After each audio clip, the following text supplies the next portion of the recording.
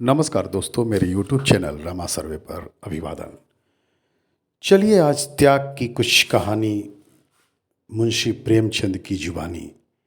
जी हाँ, ईदगाह एक ऐसा त्याग, एक ऐसे छोटे बालक का त्याग जो बड़े बड़े का त्याग को हिला के रख देता है। जी हाँ, ईदगाह मुंशी प्रेमचंद की एक अद्भुत कृति। तो चलिए उसको एक सारांश में मैं आप लोगों के सामने प्रस्तुत कर रहा हूँ। हामिद 4-5 साल का दुबला पतला भोला भाला लड़का। उसके माँ बाप बचपन में ही चल बसे थे। वह अपनी बूढ़ी दादी अमीना की परवरिश में रहता था।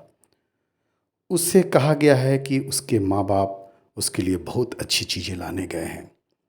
हामिद एकदम अच्छा और आशावान लड़का है। उसके पैरों में जूते तक नहीं हैं। आज ईदगाह का दिन है। सारी प्रकृति सुखदाई और मनोहर है। हामिद के महमूद, मोहसिन, नूर, सम्मी सभी दोस्त हैं। सब बच्चे अपने पिता के साथ ईदगाह जाने वाले हैं। आमीना डर रही है कि अकेले हामिद को कैसे भेजें। हामिद के धीरज बांधने पर वो हामिद को भेजने के लिए राजी हो जाती है।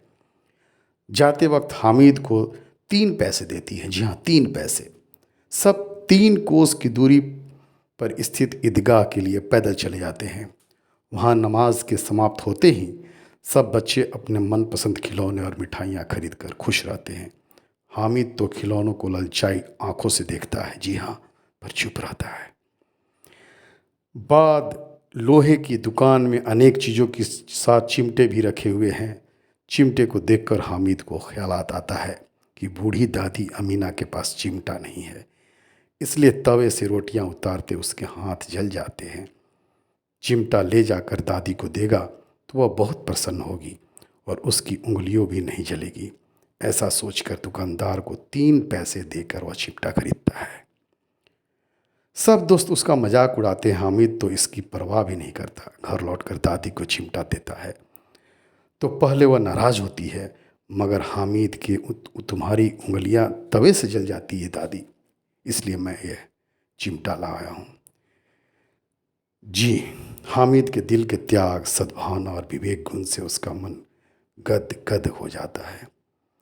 जी हाँ मित्रों, ये कहानी एक अक्षुण्ण कहानी है। दिल को झकझोरती है कि त्याग का परिभाषा क्या होता है।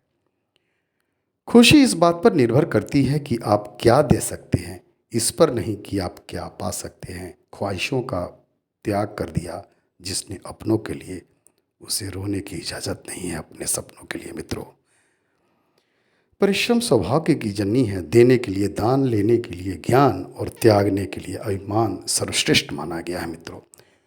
और अंत में मैं एक बात कहूँगा, तब संयम का राग ज़रूरी हो जाता है। तब संयम का राग ज़रूरी हो जाता है। बिना रंग का फाग ज़रूरी हो जाता है। अगर मोक्ष के सिंहासन की हो अभिलाषा, सुविधाओं का त्याग ज़रूरी हो जाता है मित्रों। सुविधाओं का त्याग ज़रूरी हो जाता है। बहुत बहुत धन्यवाद।